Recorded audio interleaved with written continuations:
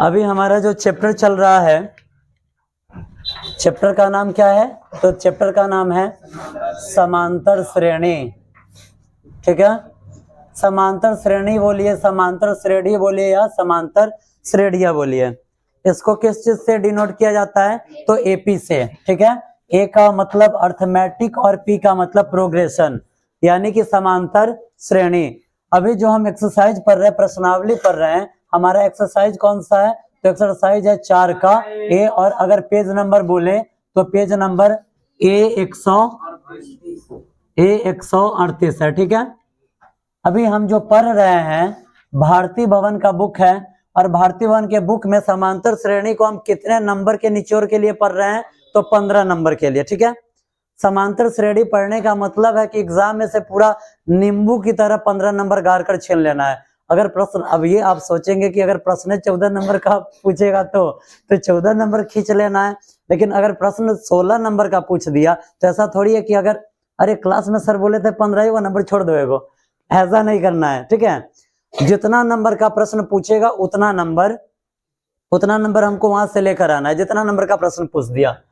अभी जो हम गणित पढ़ रहे हैं, अपने किस टारगेट के पूर्ति को लेकर पढ़ रहे हैं? तो हमारा जो टारगेट है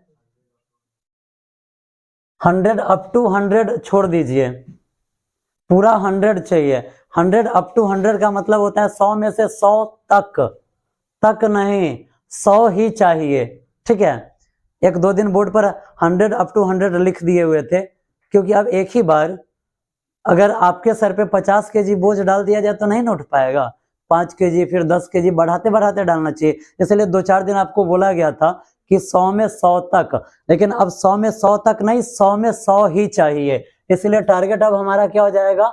100/100।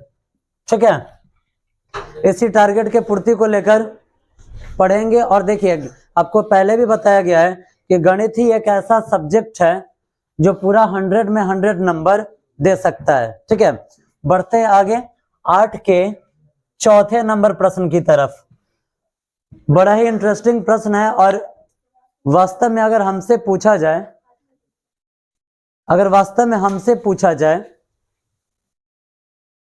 ये 10th क्लास के मैथ को लेकर, तो सबसे इंटरेस्टिंग चैप्टर अगर मुझे कुछ लगता है तो एपी यानी कि समांतर श्रेणी, उसके बाद कोऑर्डिनेट ज्योमेट्री, और उसके बाद त्रिकोणमिति। वजह क्या है? वजह और त्रिकोणमिति में हाइट एंड डिस्टेंस। वजह क्या है? तो वजह यही है कि इसमें फॉर्मूला कम पढ़ना है। अब त्रिकोणमिति में फॉर्मूला कम नहीं पढ़ना है, त्रिकोणमिति में फॉर्मूला का भरमार है। लेकिन अब क्या है ना कि जब फोन स्मार्ट हो चुका है तो आदमी को भी स्मार्ट होना चाहिए। अब आप देख रहे हैं कि हर 2 महीना 3 महीना पर आपके फोन का अपग्रेड आता होगा।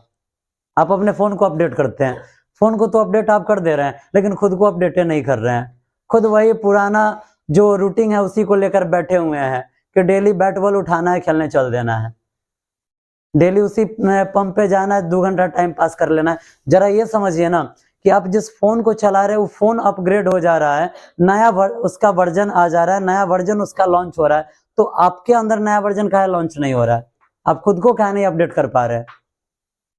अपडेट करने से क्या होता है? जब फोन अपडेट होता है तो क्या होता है? आपको कुछ नया नया फंक्शन मिल जाता है, उसमें मिलता है ना, उसका कुछ रंग चेंज हो जाता है, कुछ फॉन्ट चेंज होगा, कुछ और चीजें, उसका स्टोरेज बढ़ता है ना। कभी कभी आप देखिएगा, अब जो जितना नया स्मार्टफोन आ रहा है सब में जो स्टोरेज होता है तो 8 GB प्लस में बगल में लिख देगा 6 GB, यानी कि अपग्रेड के हिसाब से उसको बढ़ाया जा सकता है। तो जब एक फोन है अपग्रेड होकर वो अपना स्टोरेज, फोन का स्टोरेज क्या हुआ? फोन का स्टोरेज उसका माइंड हुआ कि वो कितने चीजों को उसमें रख सकता है।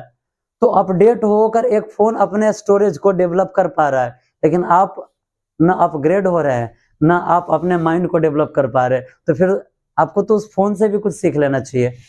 अगर वास्तव में देखा जाए तो इस दुनिया का एक एक वस्तु आदमी को कुछ ना कुछ सिखाता है। आपके अगर हाथ में फोन है तो आप उस फोन से भी कुछ सीखिए, अपग्रेड होना सीख लीजिए। अगर आप उस फोन से अपग्रेड होना सीख लिए तो आप बहुत चीज सीख लिए।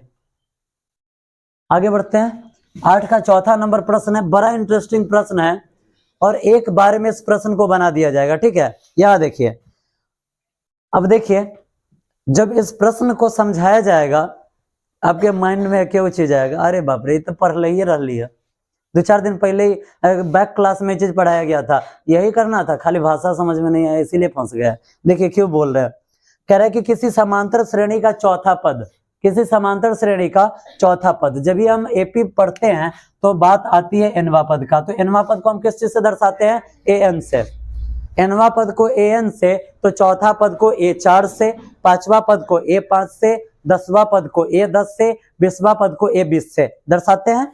चलिए देखिए कह रहा है किसी एपी का चौथा पद, किसी एपी का चौथा पद, चौथा पद बोलो तो ए4 बोला जाएगा, किसी एपी का चौथा पद इसके पहले पद का, एपी का प्रथम पद किस चीज से दिखाया जाता है, ए से, ए से कह रहा है कि किसी एपी का चौथा पद पहले पद का 3 गुना, ये पहला पद इसका क्या है, 3 गुना है, ये आपका हो गया समीकरण पहला। ठीक है, कितना इजी प्रश्न है आपने देख लिया। अब आगे चलिए, फिर कह रहा है और 7वां पद, और जो इसका 7वां पद है, 7वां पद बोले तो ए7, 7वां पद क्या है, 7वां पद तीसरे पद के 2 गुने से 1 अधिक है, तीसरा पद यानी कि ए3 के 2 गुना से 1 क्या है, ज्यादा है। आपका प्रश्न बन गया। अब सोचिएगा कि प्रश्न बन गया, इसी को आंसर लिख देना हो, इसको नहीं लिखना है, इसको लिखिएगा तो आंसर सही नहीं होगा क्योंकि वो आंसर नहीं निकला है, लेकिन आपको काम इसी के अनुसार करना है। ठीक है, इसको हम समीकरण 2 ले लेते हैं। करना क्या है, चलते हम सबसे पहले लिखेंगे माना कि एपी तो यहाँ पर दिया नहीं है, एपी दिया हुआ है क्या, नहीं ना, लिखेंगे माना कि किसी एपी का, किसी एपी का प्रथम पद, कौन चीज, प्रथम पद कौन सी है, ए तथा सार्व अंतर क्या है, सार्व अंतर डी है, तो an का फॉर्मूला क्या हो जाता है, तो an का फॉर्मूला हो जाता है a plus n minus 1 n2 में d, होता है ना, समझने में कुछ तकलीफ है क्या, नहीं। अब इस प्रश्न में करना क्या, तो आपको श्रेणी का निर्माण करना है, यानी कि कुल मिलाकर कहानी यही हुआ कि इसमें आपको क्या कर देना है, एपी लिखना है, क्या लिखना है, एपी लिखना है। आप याद कीजिए जब एपी का परिचय आपको पढ़ाया गया था तो आपको कहा गया था कि जब भी अगर आपको एपी लिखना हो तो एपी लिखने के लिए हम किस चीज का यूज करते हैं, तो एपी लिखने के लिए आपको लिखना पड़ेगा सबसे पहले ए, पहल का पद हो जाएगा, दूसर का पद लिखने के लिए ए प्लस डी, तीसर का पद लिखने के लिए ए प्लस 2d, और चौथा पद लिखने के लिए ए प्लस 3d। ठीक है, क्यों, क्योंकि फार्मूला ही कहता है कि जब आप चौथा पद अगर आपको निकालना है ना तो a प्लस 4 में से को कम करके 3 गुने d लिख दीजिए, ये तो आपको पढ़ाया ही गया है। चलिए लिख दिया गया। अब आगे हम क्या लिखेंगे, यहां हम लिखेंगे, देखिए प्रश्न से, अब यहां पर लिखना है प्रश्न से, क्या लिखना है, प्रश्न से। प्रश्न कौन सी कह रहा है, तो प्रश्न कह रहा है कि एपी का चौथा पद, एपी का चौथा पद, एपी का चौथा पद बोले तो ए4 हो जाएगा ना, एपी का चौथा पद यानी कि ए4 क्या है, प्रथम पद से, प्रथम पद को ए से दर्शाते हैं, इससे इसका 3 गुना है, यही है ना।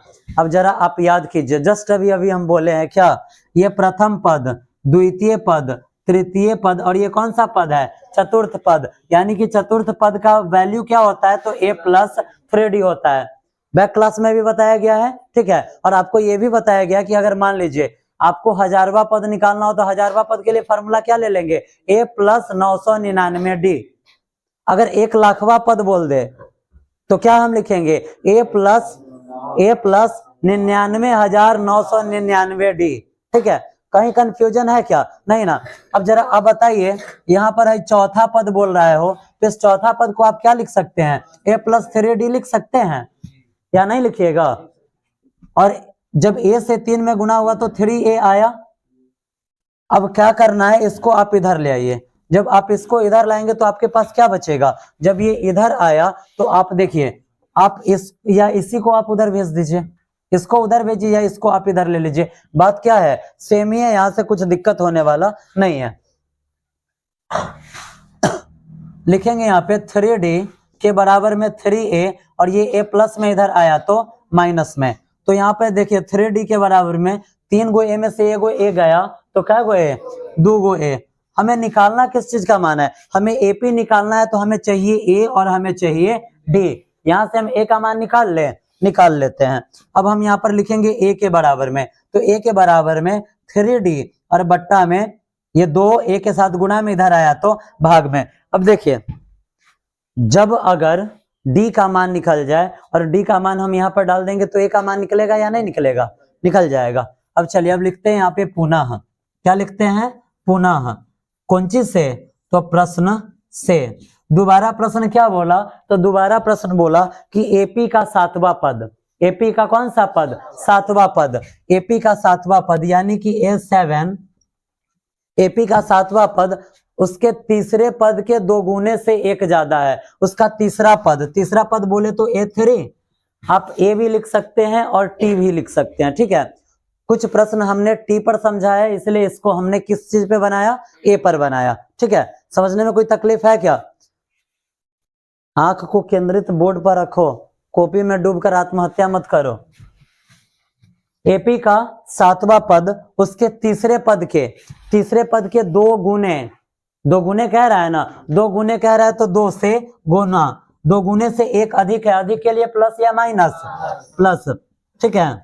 अब आगे बढ़ाया जाए, जरा आप देखिए, अब तरीका एकदम होशियार बबुआ जैसे बतिया लेना है, एकदम होशियार बच्चा जैसे।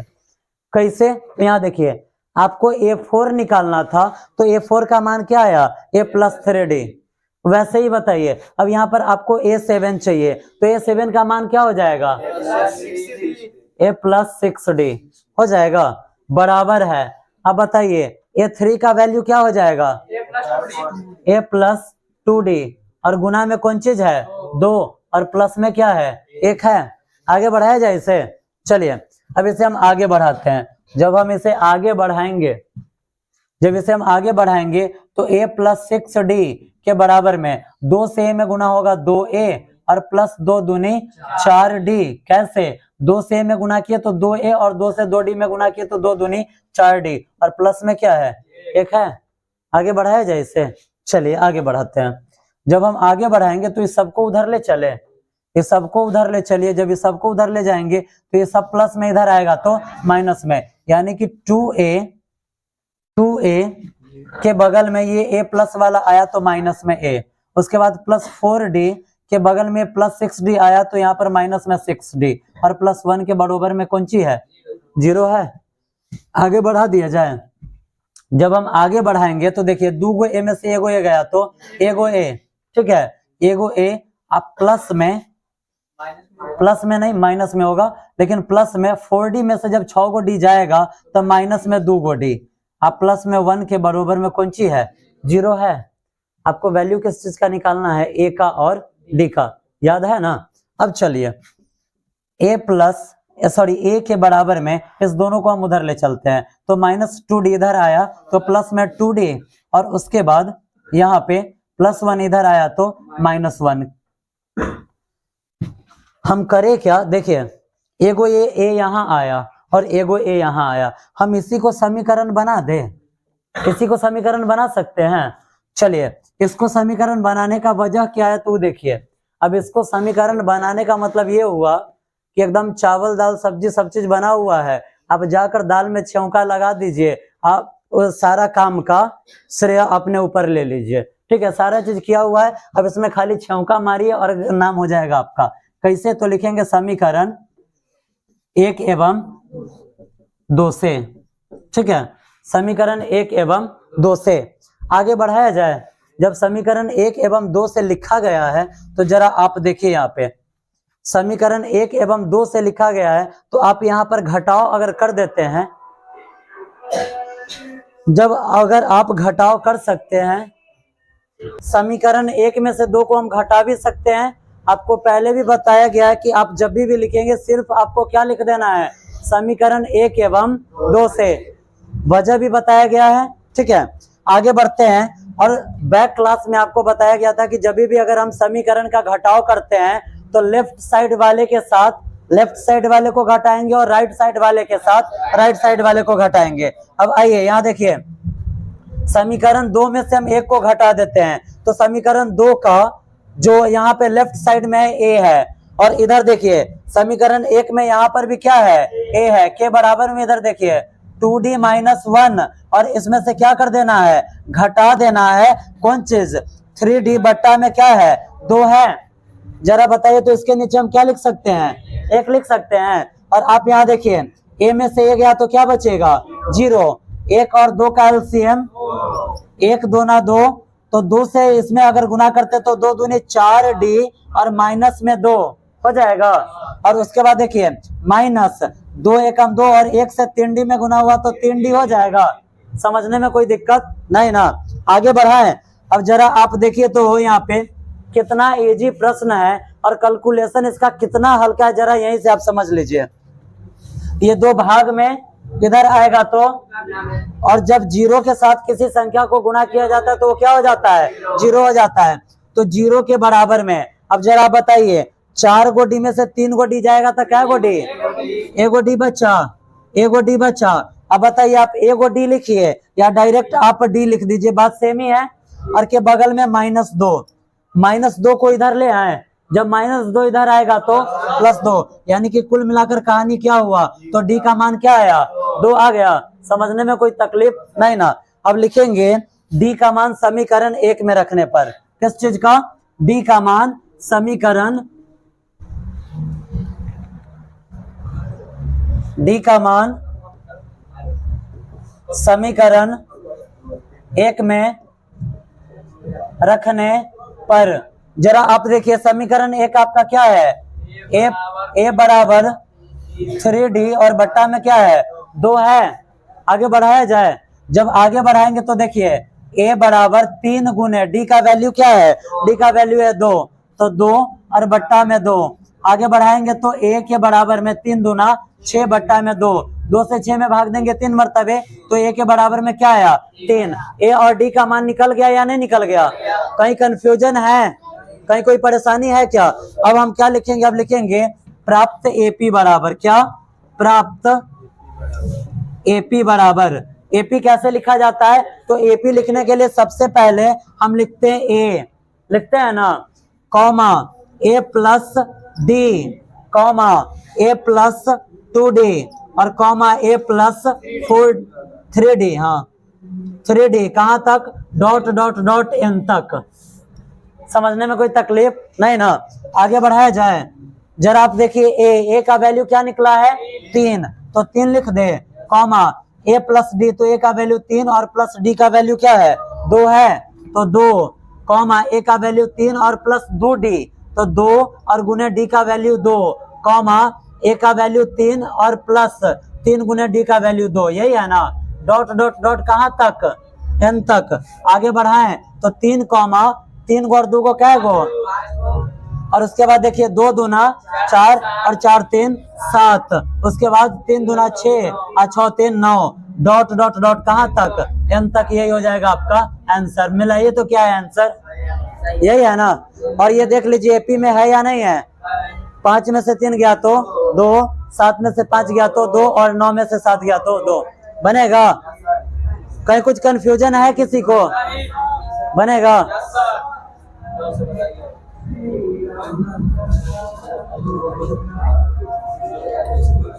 साफ किया जाए, इरेज कर दे।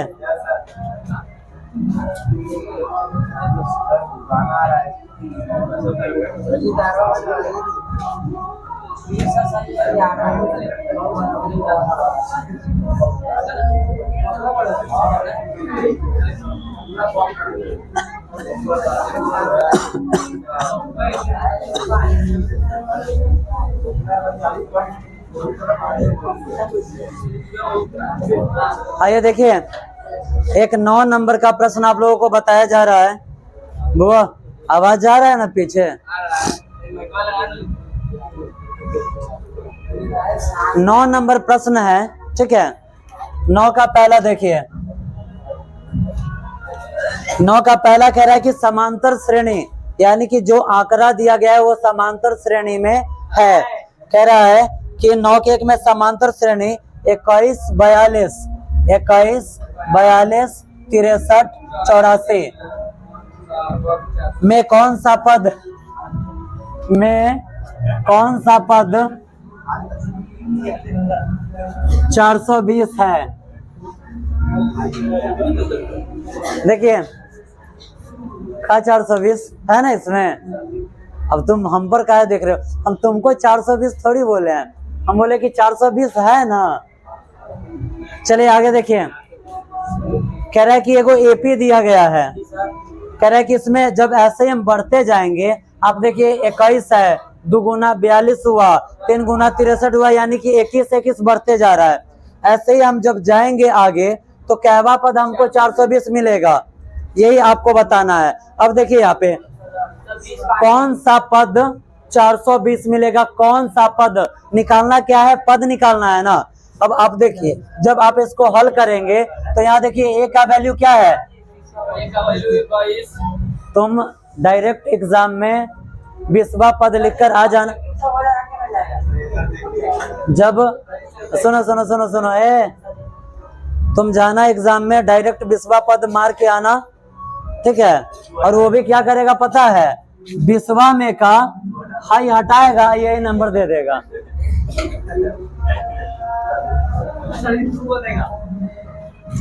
आगे बढ़ते हैं, ए का वैल्यू क्या है यहाँ पे, और उसके बाद डी अगर निकालना हो तो क्या लिखेंगे, T2 माइनस T2 का वैल्यू है 42 और माइनस T1 का 42 में से 21 गया तो ठीक है।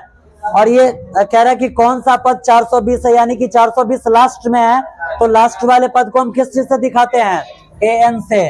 an बराबर 420 है, तो आपसे पूछ रहा है कि n बराबर क्या होगा। कोई दूसरा फॉर्मूला आपको पढ़ाया गया है, एक ही फॉर्मूला, कौन सा, an बराबर a plus n minus 1 into में d। an का वैल्यू 420 के बराबर में a क्या है, a है 21 plus n minus 1 into D का वैल्यू क्या है 21 है। आगे बढ़ाया जाए, जब हम आगे बढ़ाएंगे तो इस 21 को आप इधर लाइए, जब आप इस 21 को इधर लाएंगे तो आप देखिए ये 21 प्लस में इधर आएगा तो माइनस में, तो 420 माइनस में क्या है 21 है, के बराबर में इधर n माइनस 1 और इंटू में 21 है। 420 में से 21 घटाइए तो कितना आएगा 399 के बराबर में है n माइनस 1 इंटू में 21 है, 21 गुना में इधर आएगा तो भाग में, यानी कि n माइनस 1 के बराबर में 399 बट्टा में कौन सी 21 ना। अब देखिए अगर 21 हम इसमें भाग देंगे कितना मर्तबे कटेगा 19 मर्तबे कटेगा, कितना मर्तबे 19 मर्तबे। कैसे, तो 399 में जब हम 21 से भाग देते हैं तो 21 से कम 21 घटाएंगे तो यहाँ पे 8 और इधर कितना आया 1 और 9, 21 नमा कितना होता है 9 एकम 9 और 9 दूना 18, कट गया, कितना मर्तबे कटा है 19 मर्तबे। अब जरा आप बताइए हमें n माइनस 1 के बराबर में 19 माइनस 1 उधर गया तो प्लस 1, यानी कि n का मान क्या निकला 19 प्लस 1, यानी कि n का निकला यहाँ पे मान 20। अब हम लिखेंगे अतः 21, 42, 63, 84 का कौन सा पद, तो 20वां पद, कौन सा पद है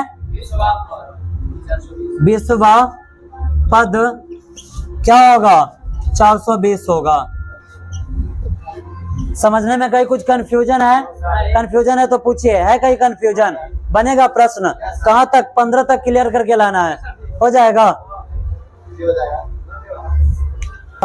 आपका एक प्रॉब्लम कौन सा रह गया 8 का दूसरा क्या है 8 के 2 में,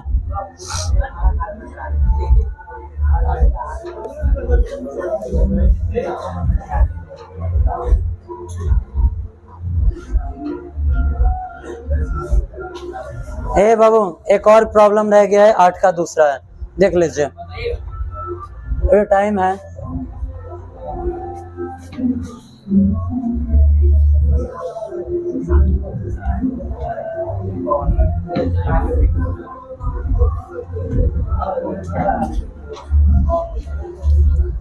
चलिए देखिए प्रॉब्लम में एक और प्रश्न है 8 का दूसरा, ठीक है। 8 का दूसरा प्रश्न कह रहा है कि किसी समांतर श्रेणी का कह रहा है कि किसी समांतर श्रेणी का 8वां पद, देखो कितना इजी प्रश्न है। कह रहा है कि किसी समांतर श्रेणी का 8वां पद यानी कि A8, कह रहा है कि किसी समांतर श्रेणी का 8वां पद कितना है? 23 है। क्या है? -23 है, -23। और उसके बाद कह रहा है 12वां पद कितना है? और कह रहा है कि 12वां पद यानी कि A12 बराबर कितना है? -39 है। तो कह रहा है कि AP क्या होगा यही बताना है, AP आपको लिख देना है, यही करना है ना। इतना इजी प्रश्न है, इसमें करना क्या है? करना कुछ नहीं है, सीधे लिखना है माना कि किसी AP का प्रथम पद A तथा सार्वंतर क्या है? सार्वंतर D है। लिखा गया। तो प्रश्न क्या कह रहा है? प्रश्न कह रहा है कि 8वां पद कितना है? -23 है, यानी कि A8 बराबर -23 है। लिखा गया। जरा आप ये बताइए बुआ, A8 का फॉर्मूला क्या निकलेगा? A + 7D के बराबर में -23 आपका हो गया समीकरण पहला। और पुनः लिखेंगे। दोबारा प्रश्न क्या कह रहा है कि 12वां पद क्या है? 39 है। A12 कितना है? -39 है। तो A12 का फॉर्मूला क्या होगा? A + 11D के बराबर में -39। कौन सा समीकरण? अब हम क्या लिखेंगे? समीकरण 2 एवं 1 से। तुम्हारा बात काटने का मन था। समीकरण 2 एवं 1 से हम दूसर का समीकरण को ऊपर लिख दे। आप चलो, काहे बोलेगा कि मेरा बात काट दिए हैं। 1 एवं 2 से आगे बढ़ते हैं, ठीक है। जब हम आगे बढ़ेंगे तो पहले का समीकरण आपका क्या है? A + 7D के बराबर में -23 और दूसर का है -39। जरा आप बताइए बाबू, ए बुआ, जरा आप बताइए इसमें किसी को बराबर भी करना है या ऑलरेडी कोई बराबर है? बराबर में है ना। ए वाला बराबर है, साइन चेंज कर दे। जब हम साइन चेंज करेंगे तो ए से कैंसिल, कटा ना। और 7 को डी में से 11 को डी जाएगा तो -4 को डी के बराबर में 39 में से 23 गया तो क्या आएगा? 16। तो डी के बराबर में क्या आएगा? 16 बटा -4। आगे बढ़ाएंगे तो डी का वैल्यू 4 चौका 16 कटा तो -4 आ गया, आया ना। अब आगे बढ़ते लिखेंगे डी का मान समीकरण, बोलना, डी का मान समीकरण 2 में रखने पर, 2 में रखने पर समीकरण 2 आपका क्या है? तो A + 11D के बराबर में -39 है। आगे बढ़ाएंगे। देखिए इस प्रश्न को आप जितना ज्यादा बनाएंगे आपका कैलकुलेशन उतना ही ज्यादा स्पीड होता चला जाएगा, उतना ही ज्यादा फास्ट होता जाएगा। A है तो A और +11 गुने D का मान -4 और -39 है तो A + 11 चौका 44, लेकिन प्लस माइनस के बराबर में -39। -44 को उधर भेजे, -44 को उधर भेजेंगे तो +44, तो A के बराबर में 44 - 39। अगर आप इसको घटाते तो आपको क्या मिलता है? क्या मिल जाएगा? 5 मिलेगा ना। अब आपको लिखना क्या है? AP लिखना है। तो अब क्या लिखेंगे? लिखेंगे अतः AP बराबर या प्राप्त AP बराबर कुछ भी लिखिए। तो AP लिखने के लिए किस चीज का यूज किया जाता है? A, A + D, A + 2D और A + 3D। कहाँ तक? n तक, ठीक है। अब जरा आप बताइए आपके पास A का वैल्यू है या नहीं है और D का वैल्यू है या नहीं है? मान डालकर AP लिख लोगे, अब बन जाएगा या लिखिए दे? बन जाएगा ना। चलिए बनाकर, और आपको 15 तक प्रश्न कंप्लीट करके तभी आना है, ठीक है।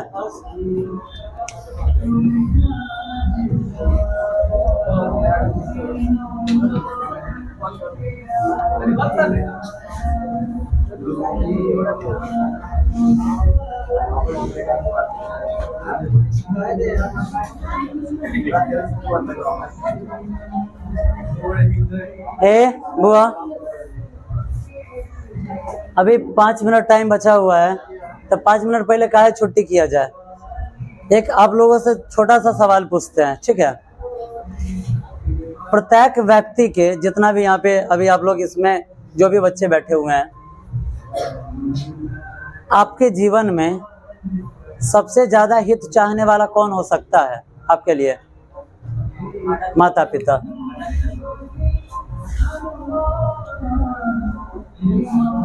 यही होते हैं माता पिता। भाई भी हो सकता है अपने घर का, ठीक है। टीचर का कौन वैल्यू नहीं। देखिए, अगर आपका कोई हित चाहने वाला होता है तो माता पिता। और एक और बात बताइए, अगर आपके सुखों से, आपके सुख से सबसे ज्यादा तकलीफ होता है तो वो किसे होता है? बगल वाले को। आपके सुखों से सबसे ज्यादा तकलीफ किसको होता है? बगल वाले को।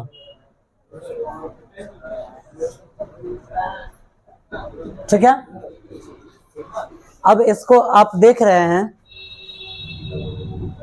सबसे ज्यादा आपको प्यार करने वाला आदमी, आपका हित चाहने वाला आदमी आपके घर में आपके पेरेंट्स हो सकते हैं, आपके माता पिता हो सकते हैं। और अगर आपके सुखों से किसी को दिक्कत है तो वो किसे है? तो आप जहां रह रहे हैं आपके अगल बगल वाले लोगों को। अगर आप सुखी है तो जितना उसको अपने दुख से तकलीफ नहीं है उतना वो आपके सुख को देखकर तकलीफ में रहेगा। हमको उतना नाम याद नहीं है, एक ऐसे ही विद्वान ही कोई थे, जिस दिन नाम याद आएगा वो भी हम बता देंगे। उन्होंने कहा था कि अगर कहीं पर गरीबी लाना है ना, कहीं पर गरीबी लाना है, किसी राष्ट्र में गरीबी लाना है, किसी राष्ट्र को भिखार बनाना है, तो आप क्या कीजिए पता है? उसके शिक्षा व्यवस्था को बिगाड़ दीजिए। खाली वहां के शिक्षा व्यवस्था को बिगाड़ दीजिए, वहां के आदमी को आप निरक्षर बना दीजिए, बस हो गया। वो राष्ट्र अपने आप बर्बाद हो जाएगा और उस राष्ट्र को ऊपर उठने का कोई सहारा ही नहीं मिल सकता है। क्यों? क्योंकि किसी राष्ट्र को आगे बढ़ाने में, आप राष्ट्र को तो छोड़िए, किसी घर को भी आगे बढ़ाने में सबसे बड़ा योगदान किसका होता है? उस घर के यूथ का, उस घर में जो जवान व्यक्ति है। क्यों? क्योंकि किसी भी घर का जो इनकम का सोर्स होता है वो जवान व्यक्ति होता है। खास करके बच्चा तो काम करता नहीं है, वृद्ध व्यक्ति काम करते नहीं है। आपका सबसे ज्यादा हित चाहने वाला कौन है? आपके पेरेंट्स है। और सबसे ज्यादा तकलीफ किसको है? अगल बगल वाले को। अब इस अगल बगल वाले, ये जो अगल बगल वाले लोग हैं, इसमें कौन कौन आता है? इसमें आता है पड़ोसी, मित्र मंडली। दोस्त नहीं बोले हैं, काहे कि खराब लग जाता आप लोगों को। उसके बाद कौन है? रिश्तेदार। ठीक है, ये सारे आपके अगल बगल वाले लोग हैं। जरा ये बताइए, आपका जो गार्जियन है, आप अच्छा काम कर रहे हैं तब आपको रोकेगा या आप बुरा काम कर रहे हैं तब आपको रोकेगा? इस कंडीशन में आपको रोका जाएगा। आप अच्छा काम कर रहे हैं तो आपको रोका जाएगा क्या? और ये जो आपके बगल वाले हैं, जब अगर आप कुछ अच्छा करने का सोचेंगे वो कुछ ना कुछ ऐसा करेगा कि आप डेमोरलाइज हो जाए। ठीक है, वो हमेशा कुछ ना कुछ ऐसा करेगा। अच्छा ये बताइए, आप जब अपने घर पे रहते हैं और आप जब पढ़ रहे होते हैं, आपका जो पढ़ाई का टाइम होता है, शिक्षा ग्रहण करने का टाइम होता है, उस टाइम में आपके माता पिता आपको डिस्टर्ब करते हैं क्या? जब अगर आप बुक लेकर बैठे हुए हैं और अगर कोई काम भी होगा, अगर वो आएंगे आपके पास, अगर देखेंगे कि आपके हाथ में बुक आप पढ़ रहे हैं तो चुपचाप रिटर्न चले जाएंगे, आपको वो काम नहीं कहेंगे। क्यों? क्योंकि अच्छा काम करने से आपका गार्जियन आपको कभी नहीं रोकता है। यानी कि शिक्षा कैसा चीज है? बढ़िया चीज के श्रेणी में आता है या खराब चीज के श्रेणी में आता है? आपके गार्जियन आपका कभी भी बुरा चाह सकते हैं क्या? गार्जियन और एक पढ़ाने वाला इंसान का कभी भी बुरा नहीं चाहता है, भले वो सामने वाले इंसान पर डिपेंडेंट करता है कि उसकी सोच क्या है। ठीक है, इसका मतलब हुआ कि शिक्षा एक अच्छा चीज है जो करने के लिए गार्जियन हमें प्रेरित कर रहा है, हमें रोक नहीं रहा है। और ये जो बगल वाला, इसमें वही मित्र मंडली है। ये जो मित्र मंडली है, आप जब पढ़ रहे होंगे, जब आपका पढ़ने का समय चल रहा है, उसका कॉल आएगा, आप जरा उसको कहिए कि हम पढ़ रहे थे, पढ़ के कलेक्टर हो जाएगा, वीडियो लग जाएगा कल, और चलो पहले खेलने। अब आपकी शिक्षा को वो बर्बाद कर रहा है, तो बताइए आपका सही हितैषी आपका पेरेंट्स है या आपका मित्र मंडली है? पेरेंट्स है। लेकिन आप बात किसका सुन रहे हैं? मित्र मंडली का। आप बात किसका सुन रहे हैं? अपने मित्र मंडली का। अब देखिए, खास करके उन बच्चों को आप देखिएगा, अपने अगल बगल वाले को, जो बच्चा पढ़ने में कुछ अच्छा होगा तो अगल बगल वाले का कुछ ज्यादा ही जलता है कि वो अच्छा कैसे कर रहा है, वो आगे कैसे बढ़ रहा है। वो तरीका का कुछ कंडीशन में ये भी देखिएगा कि आपको कुछ वो आप ही के गार्जियन के बारे में उल्टा सीधा समझाएगा। अब होता क्या है बच्चों में कि अच्छी बात तो उसके माइंड में जल्दी जाती नहीं है, अगर खराब बात उसे बताया जाए तो बड़ा जल्दी वो उसको खींच लेता है, कैप्चर कर लेता है। ये जो बगल वाला है ये आपका कभी भी हितैषी नहीं होता है, आपका मित्र मंडली कभी भी हितैषी नहीं होता है। क्यों? क्योंकि वो आपके पढ़ाई को बर्बाद कर रहा है। ठीक है, और मेरे हिसाब से वो प्रत्येक व्यक्ति आपका हित कभी नहीं हो सकता है जो आपका पढ़ाई बर्बाद करे। अभी आप लोग एक रील्स वायरल होते हुए देख रहे होंगे, दिल्ली में मुखर्जी नगर में 4 गो दोस्त था, 4 गो दोस्त था, एकदम गहरी मित्रता थी, और चारों एक साथ IAS बन गया। तो मित्र उन्हें हुआ कि एगो पढ़ा तो दूसरों को। अब ऐसा तो नहीं कि चारों में चारों पढ़ने वाला रहा होगा, उस 4 गो में 2 गो 3 गो पढ़ने वाला रहा होगा, एगो जरूर उसमें खत्म रहा होगा, लेकिन ये तीनों चारों उसको भी खींचकर IAS बनवा दिया। तो मित्र वो हुआ ना कि मित्र ये होता है कि आप पढ़ रहे तो आपको कहेगा कि अरे पढ़ के कलेक्टर लग जाओगे क्या, वीडियो लग जाओगे, चलो खेल ले। वो आपका मित्र कभी नहीं हो सकता है। आपके जीवन क्रम का 14 साल बीत चुका है, 13-14 साल बीत चुका है। इसमें जितने बच्चे होंगे सब 13-14 साल के आसपास के होंगे अभी। तो आपके जीवन क्रम का 13-14 साल बीत चुका है। अब एग्जाम का सिर्फ और सिर्फ आपके सामने 8 से 9 महीना समय है। डायरेक्ट आप, अगर आपके मित्र मंडली कह रहे हैं कि फलाने जगह चलो, चिलाने जगह चलो, आपके रिश्तेदार कह रहे हैं, डायरेक्ट मना करो, नहीं मुझे नहीं जाना है। इस 8 महीना मुझे किसी भी चीज से मतलब नहीं है, ना दोस्ती से ना किसी चीज से। हाँ, अगर तुम दोस्त हो तो आ जाओ मेरे साथ, तुम खेल में दोस्ती निभा रहा है तो आओ, हम पढ़ाई में दोस्ती निभाते हैं, आ जाओ। वो तुमको कॉल कर रहा है कि चलो खेलने, तुम बोलो कि आ जाओ, हम पढ़ रहे, तुमको भी AP सिखाते हैं, तुमको भी हम पोलिनोमियल्स बताते हैं। दोस्ती उसका नाम है, ना कि दोस्त के चक्कर में अपना पढ़ाई बर्बाद कर लेना।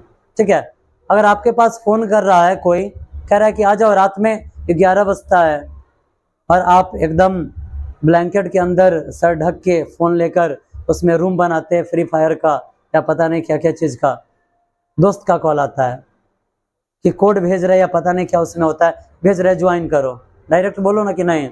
8 महीना कोई फ्री फायर नहीं, 8 महीना कुछ नहीं। अब 8 महीना अगर मुझे कुछ चाहिए तो क्या चाहिए? पढ़ाई।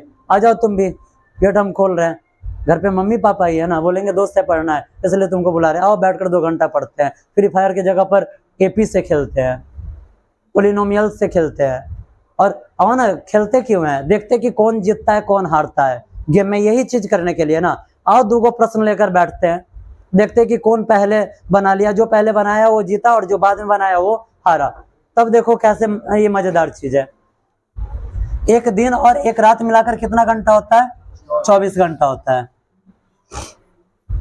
अभी आप मई महीना में प्रवेश किए हैं, अभी आप मई महीना में प्रवेश किए हैं, एग्जाम का 8 से 9 महीना भी बचा हुआ है। आपको पढ़ना भी बहुत है, अभी काफी लंबा सिलेबस है। ठीक है, एक दिन हम इस सिलेबस पूरा, जो जितना सिलेबस है पूरा 10th क्लास में कितना हमें प्रश्न पढ़ना, उस सारा चीज का हम बताएंगे। तब आप देखिए कि आपके पास कितना कम समय है। आप गेम खेलने क्यों जा रहे हैं, क्रिकेट खेलने क्यों जा रहे हैं? क्यों? क्योंकि आपके पास टाइम बहुत ज़्यादा है। आप खुद को व्यस्त कीजिए, ना आपका दिमाग क्रिकेट पर जाएगा और ना ही आपका दिमाग कहीं गेम पे जाएगा। आपके पास 24 घंटा दिन और रात मिलाकर है। आपको पढ़ना बहुत ज़्यादा है, इसलिए आपको 8 घंटा का तो नींद अभी चाहिए ही चाहिए। क्यों? क्योंकि बाद में जाकर सितंबर अक्टूबर के बाद इसको घटाकर हमें कितना पर लाना है? 6 घंटा पे। इसलिए अभी आप 8 घंटा तो आपको सोना है। ठीक है, 8 घंटा सोना है। आपका जो क्लास है, क्लास का आवर क्या है? क्लास का आवर आपका 3.5 घंटा का है। क्लास कितना देर चलता है? 3.5 घंटा। 1.5 घंटा सुबह मैथ साइंस, 1 घंटा शाम में आर्ट्स और 1 घंटा शाम में बीटीसी, कुल मिलाकर 3.5 घंटा। आना जाना लेकर आप इसको कितना घंटा ले सकते हैं? 4 घंटा। ठीक है, उसके बाद 8 4 12 घंटा हुआ, 8 4 12 घंटा हुआ। अब आपके पास कितना घंटा बचा? 12 घंटा बचा। 12 घंटा में हम निकाल दे रहे हैं, जब अगर आपका 4 घंटा ट्यूशन में जा रहा है तो इतना आप समझिए कि आपको होमवर्क करने के लिए भी कितना टाइम चाहिए? 4 घंटा। 12 और 4 कितना हुआ? 16 घंटा हुआ। 12 और 4 16। अब यहाँ पर आपका कितना घंटा समय बचा? 8 घंटा। 8 घंटा में आप ले लीजिए, यहाँ से अभी फिलहाल आप मई महीना में हैं।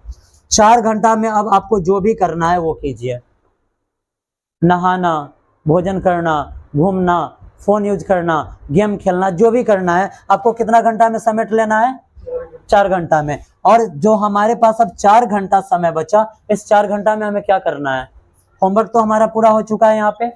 अब इस 4 घंटा में पर डे अगर देखा जाए 10th क्लास में कुल मिलाकर 10th क्लास में 12 या 13 बुक पढ़ना है। कितना बुक पढ़ना है? 12 बुक तो है ही, 12 बुक पढ़ना है। अगर आप 4 घंटा को अगर आप आधा आधा घंटा के शेड्यूल में बुक करते हैं, फिर भी आप एक दिन में क्या को बुक पढ़ पा रहे हैं? बस 8 गो। फिर भी आपका पर डे 4 गो बुक छूट रहा है। रिजल्ट क्या है? रिजल्ट एक कागज का टुकड़ा होता है। रिजल्ट एक कागज का टुकड़ा होता है।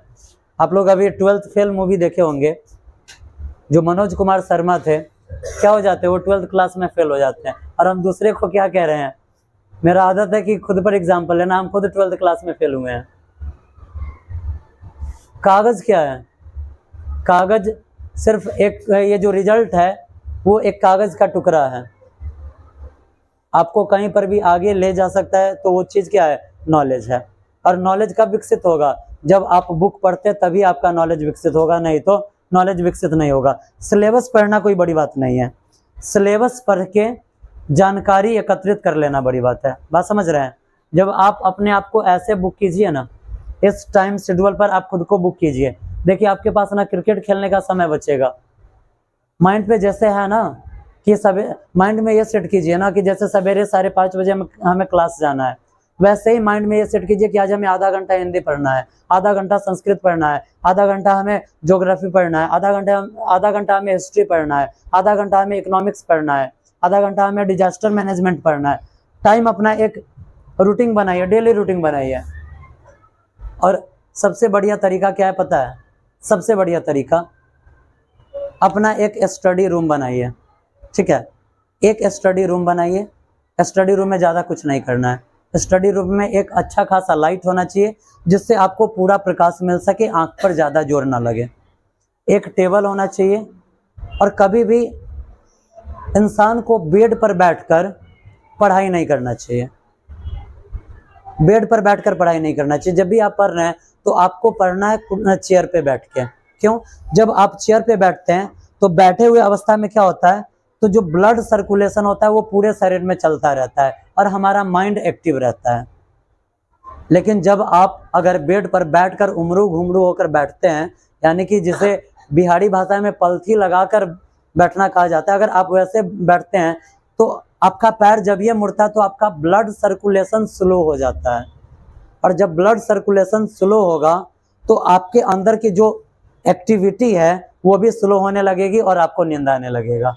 बात समझ में आया? इसलिए जब भी आपको पढ़ना है, एक छोटा सा टेबल तो सबके घर में है, टेबल रखिए, सामने एक लाइट लगाइए, वहाँ पे अपने किताबों को एकदम सजा के रखिए ताकि बोर फील ना हो, और उसके बाद वहाँ पर बैठकर पढ़ना स्टार्ट कीजिए। और आप 4 दिन पढ़िए ना वैसे बैठकर, देखिए कैसे आपको दुनियादारी से मतलब छूट जाएगा, पढ़ाई में कैसे मज़ा आने लगता है। बात समझ में आया? इसलिए अपना एक रूटीन बनाइए, डेली रूटीन बनाइए। हमें क्या करना है, विथ टाइम के साथ अपना शेड्यूल बुक कीजिए। अपना टाइम के साथ शेड्यूल बुक कीजिए कि आज हमें ये पढ़ना है, आज ये पढ़ना है, आज ये पढ़ना है। क्यों? इसलिए कह रहे हैं, यहाँ समझिए।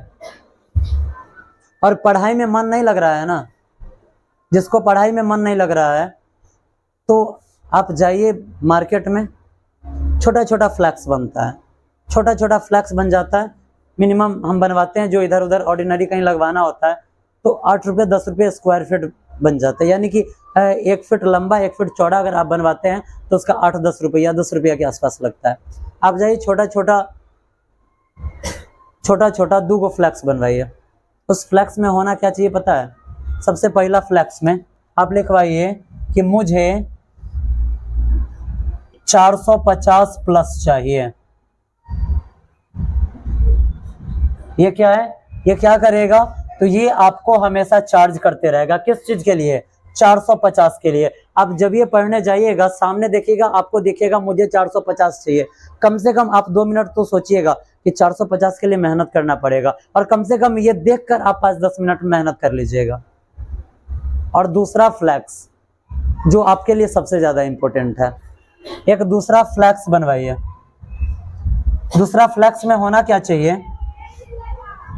तो आपके घर में जो पेरेंट्स हैं, आपके घर में जो पेरेंट्स है, ये वाला फ्लैक्स थोड़ा सा बड़ा करवा लीजिए।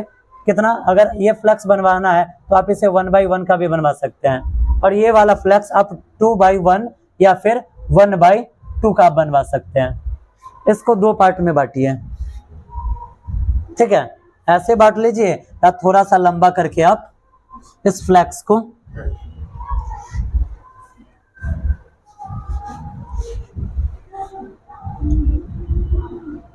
ऐसे बांट लीजिए, ठीक है? और इसमें करना क्या है पता है? एक में आपके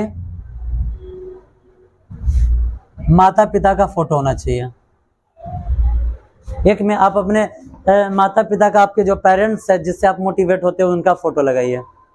और दूसरा में जब आपके पिताजी कहीं पर काम कर रहे हैं, इसमें से बहुत सारे ऐसे बच्चे हैं जिनका गार्जियन कभी इधर उधर काम कर रहे होते हैं, तो आप हमको बोलो, हम फोटो क्लिक करके सेंड कर देंगे। आपके पिताजी कैसे कमा रहे हैं, आपके पिताजी कौन काम कर रहे हैं, एक वो फोटो खींचिए और एक उसको इसमें प्रिंट करवा लीजिए और सामने लगाइए। ये आपको हमेशा याद दिलाएगा कि आपके पिताजी किस कंडीशन से, आपके जो पेरेंट्स हैं किस कंडीशन से आपको पढ़ा रहे हैं। कभी बैठिए आप अपने गार्जियन के साथ। जो व्यक्ति आपके घर में कमा रहा है, जिस टाइम में आप घर में बैठे हुए हैं, उस टाइम में आपके जो गार्जियन हैं कहीं धूप में मर रहे होते हैं, किसी दूसरे के साथ डिस्कस कर रहे होते हैं, किसी दूसरे के अंडर में काम कर रहे होते हैं। उस टाइम का एक फ़ोटो लेकर आप बनवाइए। जब आप पढ़ने बैठिएगा तो ये चीज़ आपको हमेशा याद दिलाएगा, क्या चीज़, कि मेरे पिताजी क्या क्या काम करके हमको पढ़ा रहे हैं। दूसरा आपको याद दिलाएगा कि मेरे सपना के साथ मेरे माता पिता का सपना जुड़ा हुआ है। और तीसरा आपके कर्तव्यों को याद दिलाएगा। ये आप 3 काम करके देखिए। सबसे पहला, जो आपका स्टडी का जगह है उसको सही कीजिए। और कभी भी स्टडी का जगह जो भी होना चाहिए, स्टडी का जगह एक होता है ना कि दक्षिण मुंह का स्टडी स्पेस नहीं होना चाहिए। जहां आप बैठकर पढ़ रहे हैं वहां पर आप दक्षिण की तरफ मुंह घुमाकर नहीं पढ़ सकते हैं। उसके अलावा जिधर भी हो आप बैठकर पढ़िए। देखिए, अगर आपको 5 से 7 दिन में इसका रिजल्ट सामने ना आया और खुद ब खुद आपको ये ना लगा कि नहीं पढ़ना जरूरी है, तो फिर आप जो कहिएगा वो। बात समझ में आया? ये सारी चीज़ें, ये जो चीज़ें बताया गया है, ये सभी चीज़ें आपको आपके कर्तव्यों को दिखा देगा। और सबसे इम्पोर्टेंट चीज़ ये जो बताएं हैं, देखिए आप अपने हाथों को, कितना चिकना है अभी आपका हाथ। पैर के एड़ियों को देखिए कितना चिकना है ना? जरा आप अपने पेरेंट्स के पैर हाथों को देखिए, आपके जितना चिकना है क्या? आपके लिए मेहनत करते करते पैर हाथ उनका फट चुका है। जरा आप जाकर देखिए, जितना साफ आपके तन पे कपड़ा है और जितना आपके पास कपड़ा है, उनके पास है क्या? आपका कपड़ा पूरा करते करते उनका कपड़ा फट चुका है। अगर आपका एक जूता पुराना हो जाता है तो आप कहते हैं कि ये पुराना हो गया, हम कैसे पहने। और उसी शादी में जाने के लिए आपके पिताजी चप्पल में चले जाते हैं, लेकिन आपके लिए जूता आता है। क्यों? आपका जूता खरीदते खरीदते वो चप्पल पे आ चुके हैं, और फिर भी आप लोगों को ये बात समझ में नहीं आ रहा है। अगर आपको अपने आप को प्रूफ करना है तो एक ही रास्ता है, पढ़ना तो पड़ेगा। बात समझ रहे हो? कभी भी देखते हो आप लोग, कभी आसमान में बाज को उड़ते देखे हैं? झुंड में नहीं उड़ता है, अकेले उड़ता है। क्यों? क्योंकि उसे ऊंचाई छूना है, और सबसे ऊंचाई पर उड़ने वाला पक्षी कौन है? बाजी है। उसको ऊंचाई छूना है। उसको पता है कि अगर हम 4 को साथ लेकर चलेंगे ना, तो ये वो ससुरा मरेगा, तो हमको उसी के साथ नीचे उसको लेकर जाना पड़ेगा, इसलिए वो अकेले उड़ता है। शेर को देखे हैं, वो जंगल का राजा है, वो झुंड में चलता है नहीं, उसको पता है कि हमको राजा बनना है तो हमें अकेले निकलना होगा। अगर आपको खुद को प्रूफ करना है तो आपको अकेले अपने मिशन पे निकलना होगा। ये सब एक फ्रेंडशिप है, आप सबके साथ अपना टाइम बर्बाद कर रहे हैं, तो ये आप टाइम को बर्बाद नहीं कर रहे, टाइम आपको बर्बाद कर रहा है। बात समझ में आया? एक और आप उनके बातों को गलत समझते हैं जो आपके सबसे बड़े शुभचिंतक होते हैं, आपके पेरेंट्स। कभी भी क्या है ना कि अगर आप अपने गार्जियन को अभी खुशी नहीं दे सकते हैं तो उनको परेशान भी मत किया कीजिए। बात समझ में आया? और जो भी बच्चे इसमें हैं जिनको लग रहा है कि नहीं सही में हमको इतना चाहिए, तो ये काम आप करके देखिए, और 5 दिन के बाद जो भी बच्चा ये काम कर सकता है, इसमें आपको खर्चा कितना होने वाला है? 2 स्क्वायर फीट और एक 3 स्क्वायर फीट, 3 दाहें 30 रुपया का ही खर्चा है। 30 रुपया आप खर्चा कीजिए और उसके बाद आप परिणाम देखिए, आपको खुद ब खुद कुछ ना कुछ पॉजिटिव एनर्जी जरूर मिलेगा। चलिए, भाषण थोड़ा सा लंबा चौड़ा हो गया, और भाषण नहीं है, ये एक फैक्ट है जो प्रत्येक बच्चों को समझना चाहिए।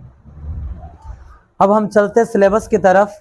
इसमें आपको 15 तक अपना प्रश्न बनाकर लाना है, 15 तक क्लियर करके लाना है, और उसके बाद जो भी परेशानियां होगी नेक्स्ट क्लास में परेशानियों को दूर किया जाएगा, और उसके बाद कोशिश यही रहेगा कि इस वीक में इस चैप्टर को क्लोज किया जाए। ठीक है, चलिए मिलते हैं फिर अपने नेक्स्ट क्लास में। लेकिन ये जो काम कहा गया है ये आप जरूर करके देखिएगा।